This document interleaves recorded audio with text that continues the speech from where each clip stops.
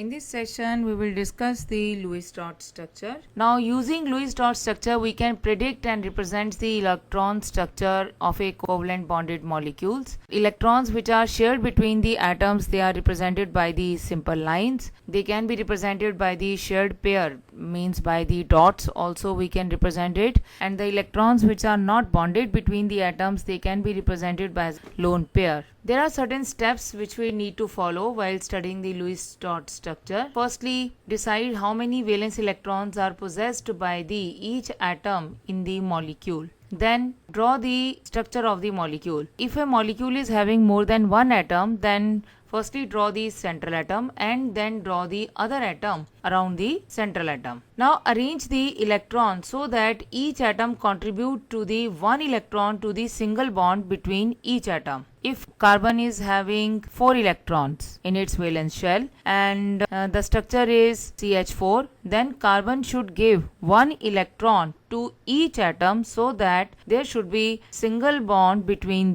each atom. Now count the electron. If the octet of every atom is complete, then it means our structure is complete. But if the octet is not complete and more electrons remain to be shared, then move 1 electron per bond per atom to make another bond. There are certain molecules in which octet of central atom is not complete. This is the limitation of the Lewis theory. And in fact, there are certain molecules in which there are more than 8 electrons in the outermost shell.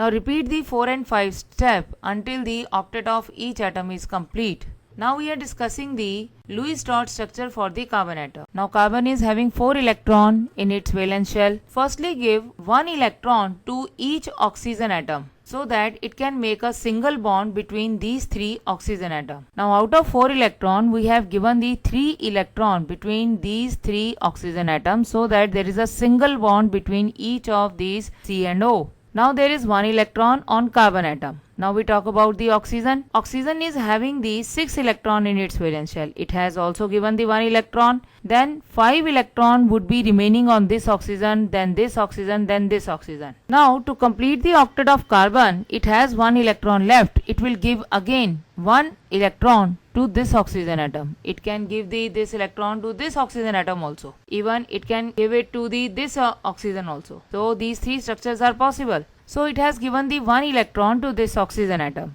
and oxygen has also given its electron to this carbon atom. Again I am repeating, oxygen has 6 electron in its valence shell. Firstly it has given 1 electron for the making of the first single bond. Now it has given the another single electron to make it double. Now the 4 electrons are left in the valence shell of this oxygen atom, which we will write in the form of pair. These are called as the 2 non-bonding electrons or 2 lone pair on this oxygen atom. Now this bond between carbon and oxygen is double bond. Now the octet of carbon is complete. See, 1 bond, 2 electron, 2 electron and 2 bonds mean 4 electrons. So there are total 8 electron in the valence shell of this carbon atom. If we talk about this oxygen atom, then this is 2 bonds means 4 electrons and these 4 electrons. So there are 8 electron in this oxygen atom. Now we talk about this oxygen atom, why it is having the negative charge. Oxygen has given its 1 electron for the sharing, then there must be presence of 5 electrons. Now why we are writing 6? If this oxygen has given its 1 electron for the sharing to this carbon atom, then there must be presence of the 5 electron. Now to complete the octet of this oxygen atom, we have given the extra electron.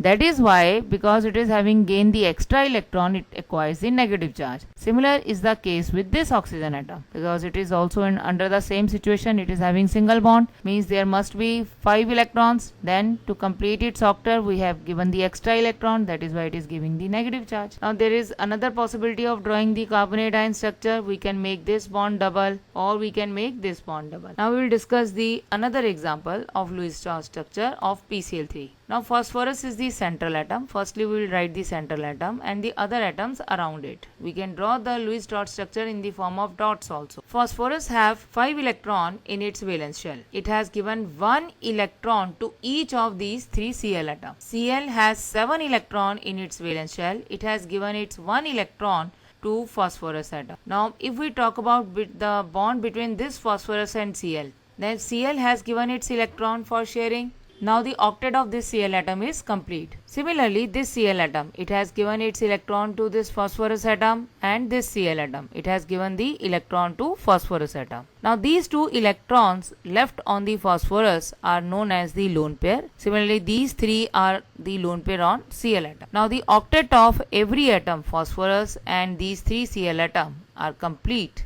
by using the Lewis dot structure. Now we take another example of methanol. Its common name is formaldehyde also, HCHO. Here the central atom is carbon. We have arranged carbon here as a central atom and H atom and O atom around this carbon atom. Carbon has 4 electrons in its valence shell. Then firstly it will give 1 electron to each of these atoms. 1 electron. Firstly it will make a single bond. Carbon has given 1 electron to this H atom and then H has given its 1 electron. So there is a one line, bond line between C and H. Then we talk about this bond. Again carbon has given 1 electron, H has given 1 electron. Now in this case, carbon has given 1 electron, oxygen has given 1 electron. Then 5 electron would be present on the oxygen.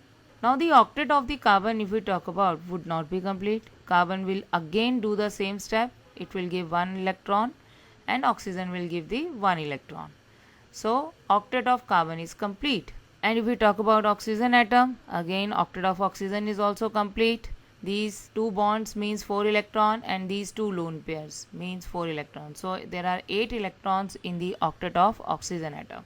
So octet of every atom is complete except hydrogen, which is having the 2 electron in its valence shell just like a helium.